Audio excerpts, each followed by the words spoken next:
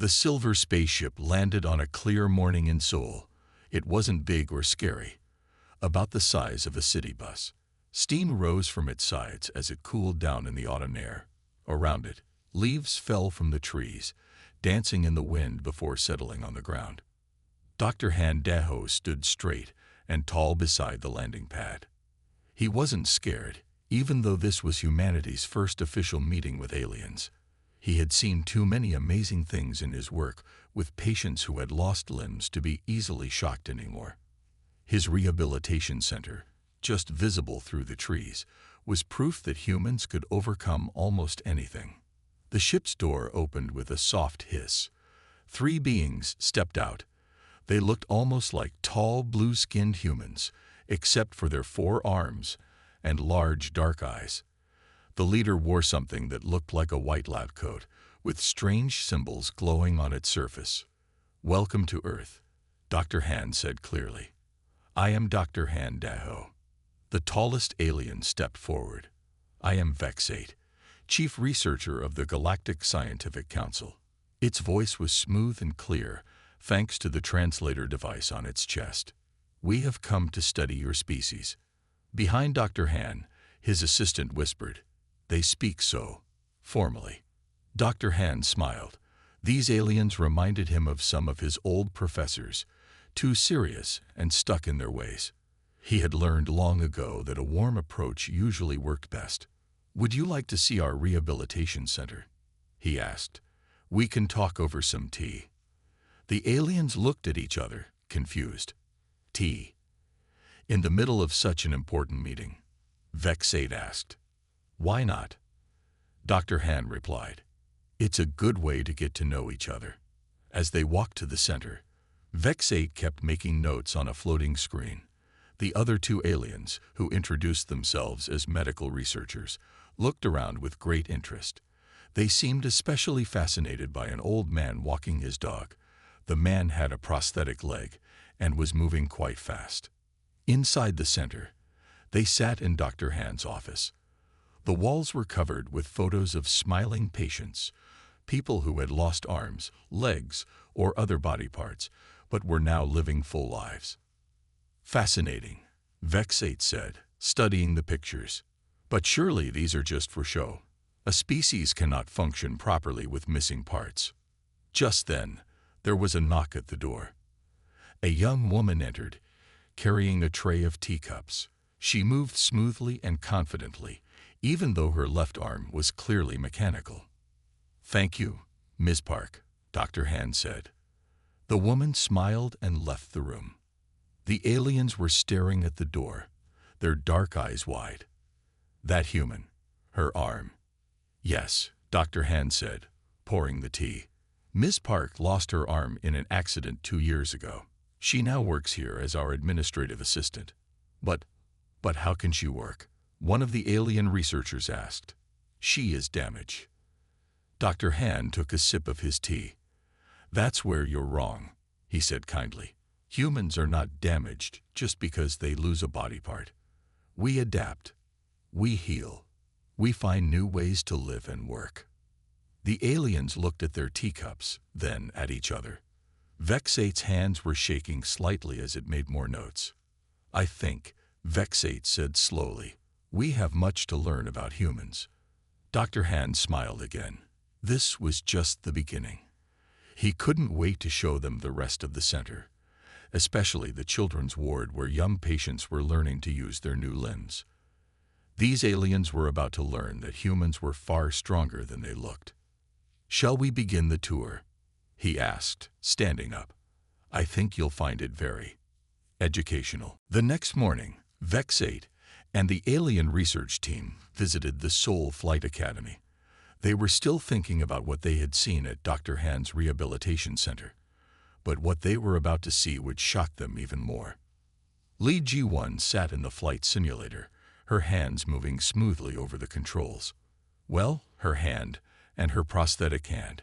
Her mechanical legs were firmly on the pedals as she guided the simulated aircraft through a complex landing sequence. Behind her, 3 student pilots watched closely. "Perfect landing, as always," one student said, clapping. Jai-1 turned her chair around and smiled. Landing is all about feeling the aircraft. You don't need all your original parts for that. You just need to understand the plane. The door opened, and Dr. Han entered with the alien researchers. The students' eyes went wide at the sight of the blue-skinned visitors, but Jai-1 just nodded politely. "Ah, you must be the Galactic Research Team," she said, standing up. Her mechanical legs whirred softly as she walked toward them. "Welcome to my classroom." Vexate's four hands were all writing on different screens at once. "This is impossible," the alien said. "Our data shows that pilots need perfect physical condition to operate aircraft." Jai-1 laughed. It was a warm, friendly sound. "Would you like to see me fly? Not just in the simulator, in a real plane." The aliens looked nervous. The second researcher spoke up. But you are missing both legs and an arm. Surely that is too dangerous." "I've been flying for 3 years since my accident," Jai-1 said. "I have a perfect safety record. In fact, some things are easier now. My mechanical legs never get tired during long flights." 20 minutes later, they all stood beside a small training plane. Ji-1 went through her pre-flight checks while the aliens watched nervously. Dr. Han stood calmly nearby, enjoying their reactions. "The human will crash," one alien whispered to Vexate. "We should stop this." But Jai-1 was already climbing into the cockpit. Her movements were smooth and practiced. She had done this hundreds of times before. The engine started, and the plane began to move. The aliens watched, all 12 of their hands clasped together in worry. But the takeoff was perfect. Ji-1 guided the plane up into the bright morning sky. For the next 15 minutes, she put the aircraft through a series of complex maneuvers. Loops, rolls, and precise turns. Each one performed perfectly. When she finally landed, the plane touched down as softly as a falling leaf. Jai-1 climbed out of the cockpit, grinning. "So, what do you think? Still impossible?" Vexate was quiet for a long moment. Then the alien asked, "How? How can you do this without all your original parts?" "Because being a pilot isn't about having all your parts," Jai-1 said. "It's about understanding flight, feeling the aircraft, and never giving up. When I lost my legs and arm, I didn't lose my knowledge or my love of flying." She patted the plane's side with her mechanical hand. "These prosthetics aren't just replacements. In some ways, they're upgrades. They never shake when I'm tired. They can make the same exact movement 1,000 times without variation. Sure, it took time to learn to use them, but that's what humans do. We learn, we adapt, we improve." The aliens were typing frantically on their screens now. Dr. Han stepped forward. "Would you like to see her training records?" he asked. "Or perhaps meet some of her students?" "Yes," Vexate said quickly. "We need to understand how this is possible. Our entire understanding of species limitations may need to be updated."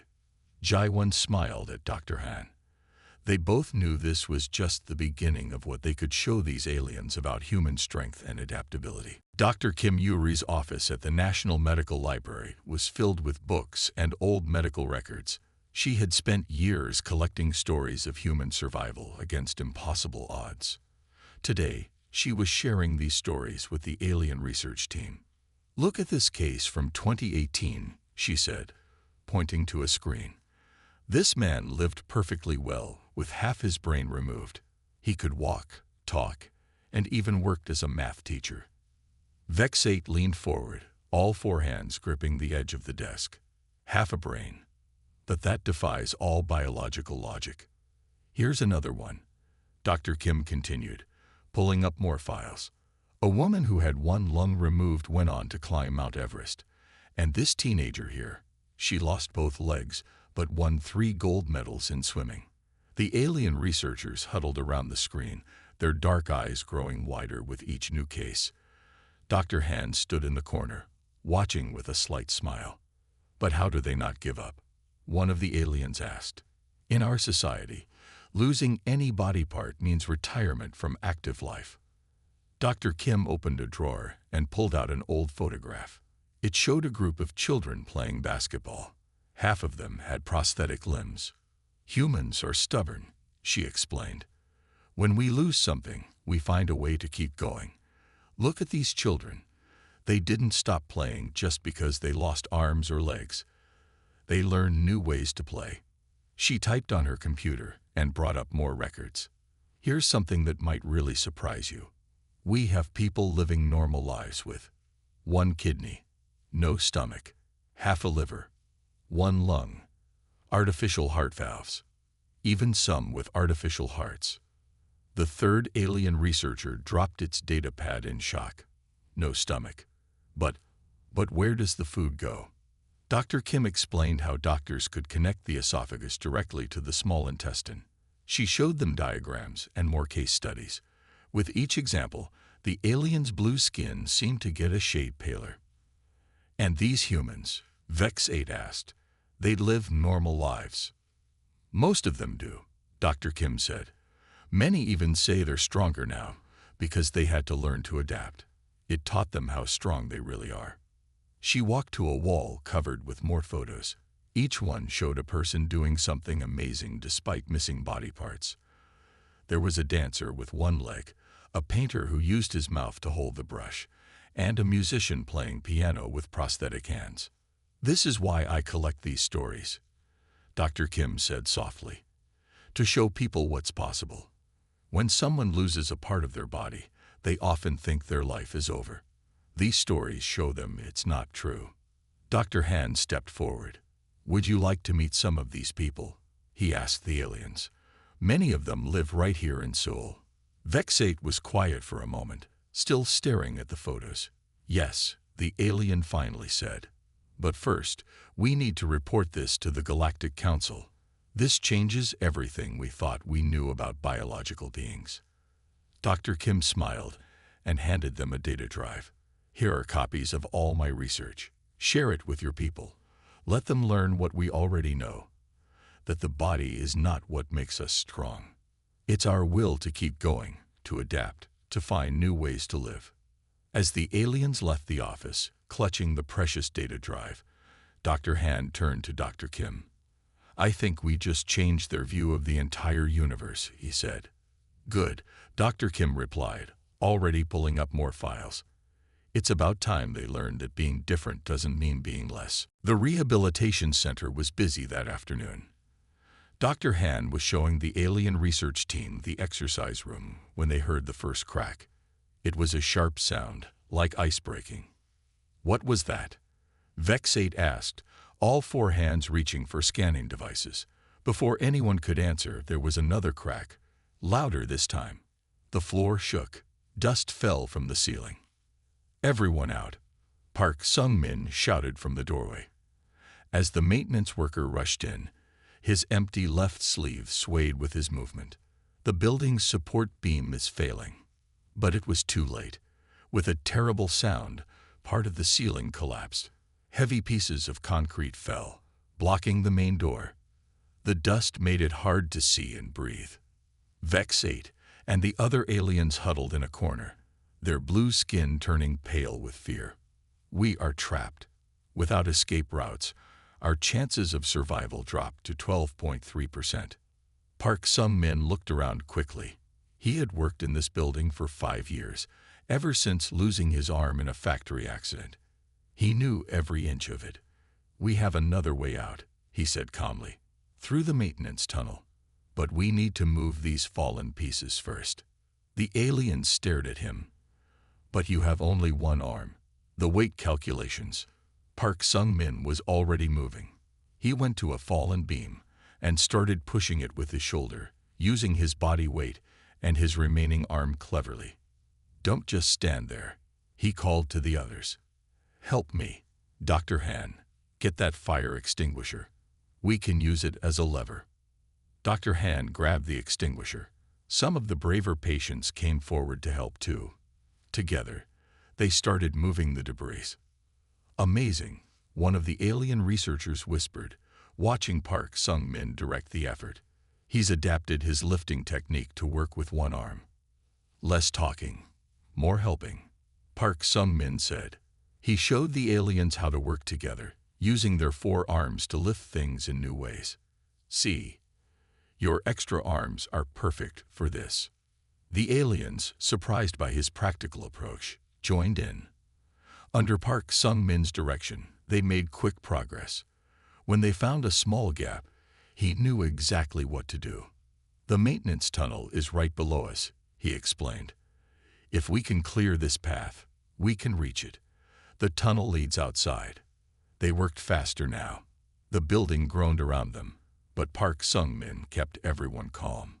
He told jokes as they worked, making even the scared aliens laugh. How do you stay so calm? Vex-8 asked, helping move another piece of concrete.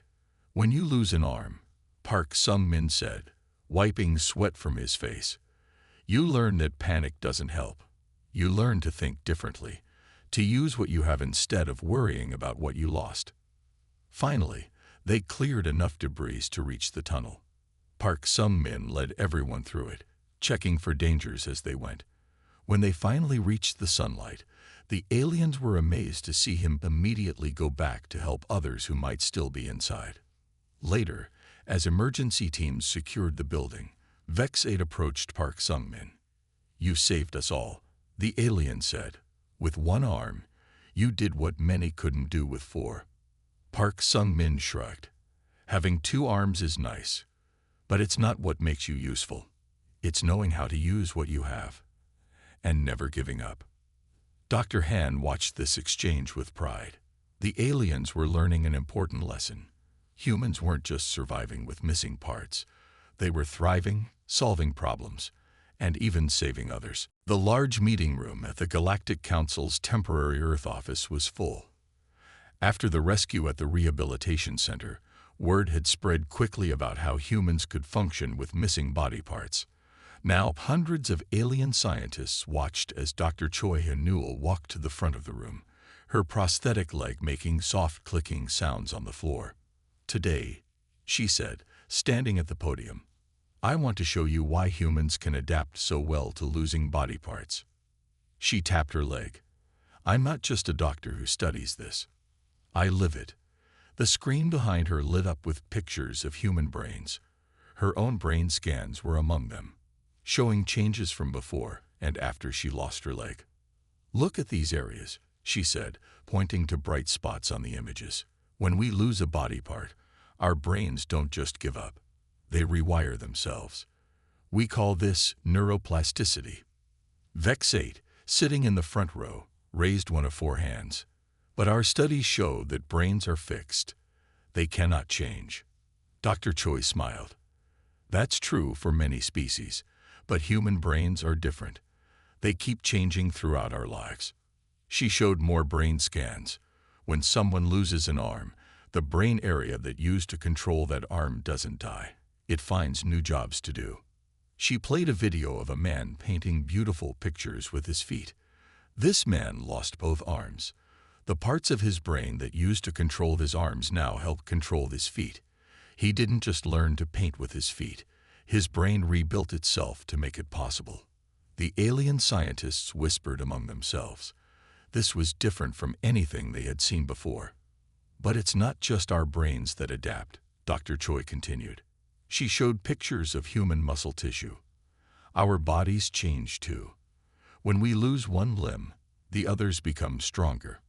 When we lose an organ, the remaining ones often work harder to make up for it. She clicked to the next slide, showing a group of athletes with prosthetic limbs. And look at this. We don't just adapt. Sometimes we come back stronger. Modern prosthetics can do things natural limbs can't. An alien in the back stood up. But what about the mental effects? Surely losing body parts causes great sadness. Yes, it often does at first, Dr. Choi admitted. We call this grief. But humans are good at finding hope. She showed pictures of support groups, rehabilitation classes, and people helping each other learn to use new prosthetics. We don't just heal physically, she explained. We heal mentally by helping others, by finding new ways to do things we love, and by refusing to give up. She played one last video. It showed a time-lapse of a young girl learning to walk with a prosthetic leg.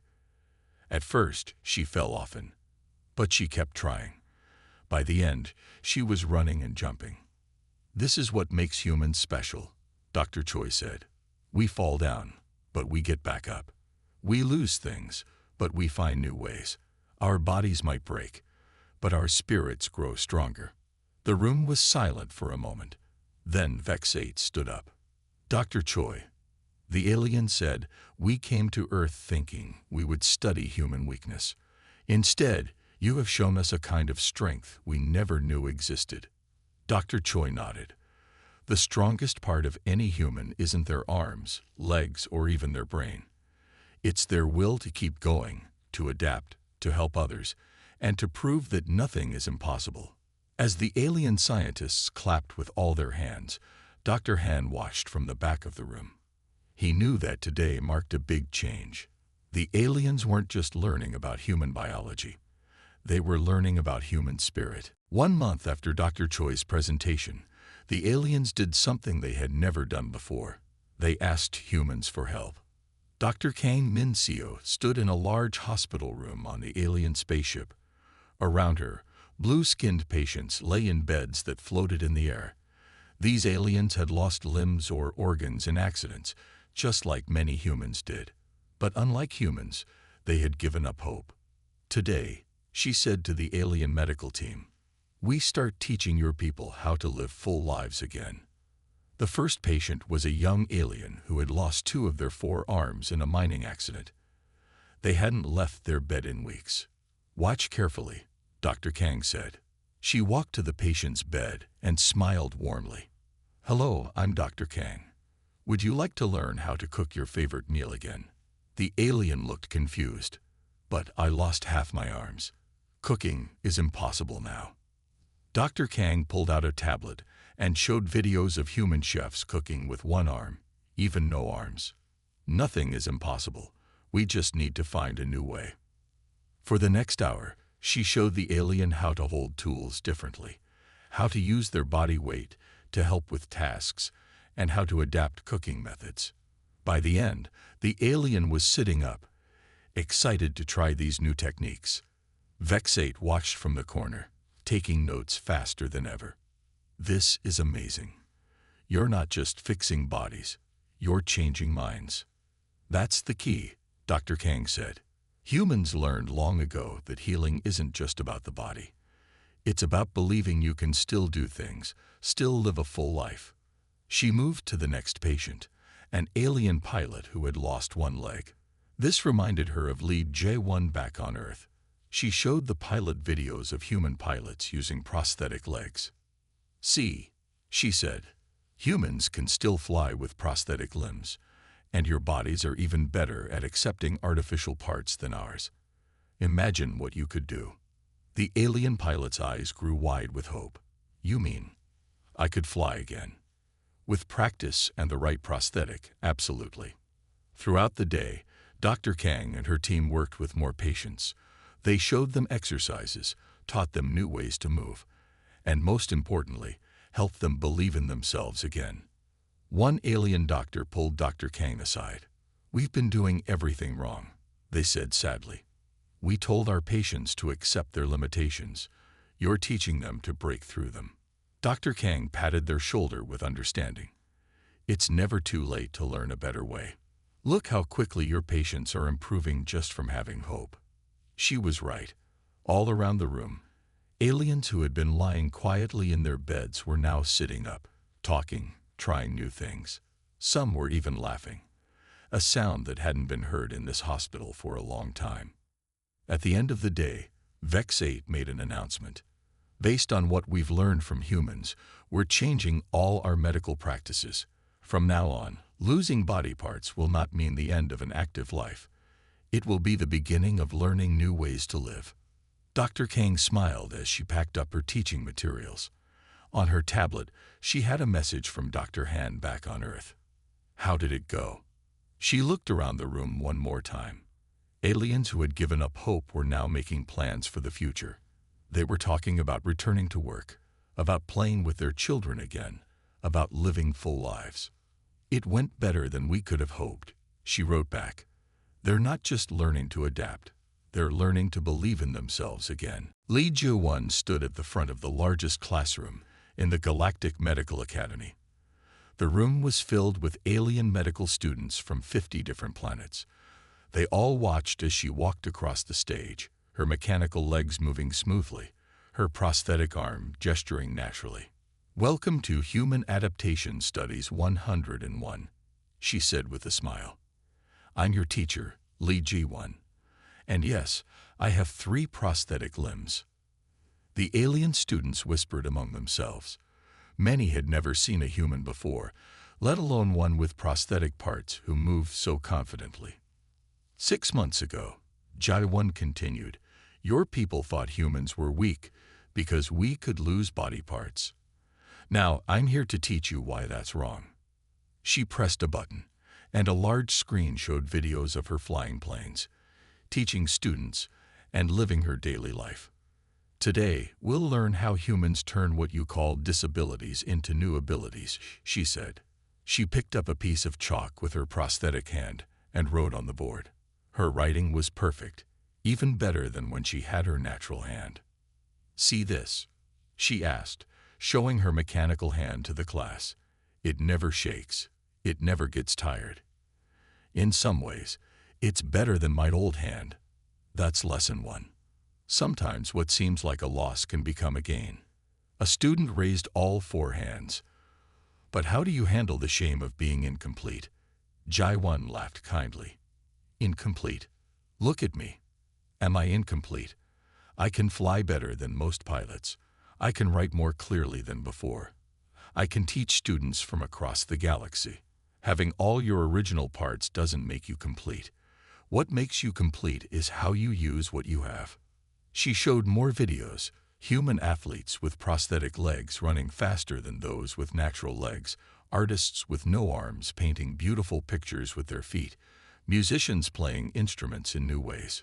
"Humans don't just accept limits," she explained. "We challenge them. We find new ways. And now, your people are learning to do the same." The screen showed pictures from alien hospitals where Dr. Kang had worked. Aliens who had lost limbs were now returning to work, playing sports, and living full lives. "Look at your own people," Ji-won said proudly. "In just 6 months, they've started to understand what humans have known for years, that the body is just a tool. The real strength is in here." She tapped her head. "And in here." She touched her heart. One student, smaller than the others, spoke up. "My sister lost an arm last year. She gave up on becoming a doctor. Should I tell her about this?" "Tell her." Ji-won smiled. "Bring her to my next class. Better yet." She pressed another button, and the screen showed a new program announcement. Galactic Rehabilitation Exchange Program. "Starting next month," she explained, "we're bringing students from all planets to Earth. They'll learn from human doctors, therapists, and patients. Then they'll take these lessons back to their worlds." The classroom buzzed with excitement. Students were already signing up on their devices. "But remember," Ji-won said, her voice getting serious, "this isn't just about learning medical techniques. It's about changing how you think. Humans don't see lost parts as an end. We see them as a beginning. A chance to become something new, something different, maybe even something better." As she looked at the eager faces in her classroom, Ji-won felt proud. She wasn't just teaching alien medical students, she was helping change the galaxy's view of what was possible. At the back of the room, Vex-8 watched quietly. The alien researcher who had once doubted humans now understood. Sometimes the greatest strength comes not from having everything, but from learning to live wonderfully with less. 1 year had passed since the aliens first landed in Seoul. Today, the Great Hall of the Galactic Scientific Council was filled with beings from hundreds of planets. They had all come to witness something special. Dr. Han Daho stood on the stage, looking out at the crowd. Next to him were Lee Ji-won, Dr. Kim Yuri, Park Sung-min, Dr. Choi Han-nul, and Dr. Kang Min-seo. They were the first humans ever to stand in this hall. Vexate walked to the podium, all four arms holding different awards. The alien's blue skin seemed to glow under the bright lights. 1 year ago, Vexate began. We thought we were coming to study a weak species. We thought humans were primitive because they could lose body parts. We were wrong. The crowd was silent, listening carefully. These humans have taught us the greatest lesson in medical history, Vexate continued. They showed us that true strength isn't about having all your parts. It's about what you do with what you have. Screens around the hall lit up, showing pictures from the past year. There was Park Sung-min leading the rescue during the building collapse. Lee Jae-won teaching alien students to fly. Dr. Kang helping alien patients learn to live full lives again. Look at what has changed, Vexate said proudly. Across the galaxy, people who lost body parts are no longer giving up. They're learning from humans. They're adapting. They're growing stronger. More images appeared. Alien athletes with prosthetic limbs breaking records. Alien doctors with mechanical arms performing surgery better than ever before.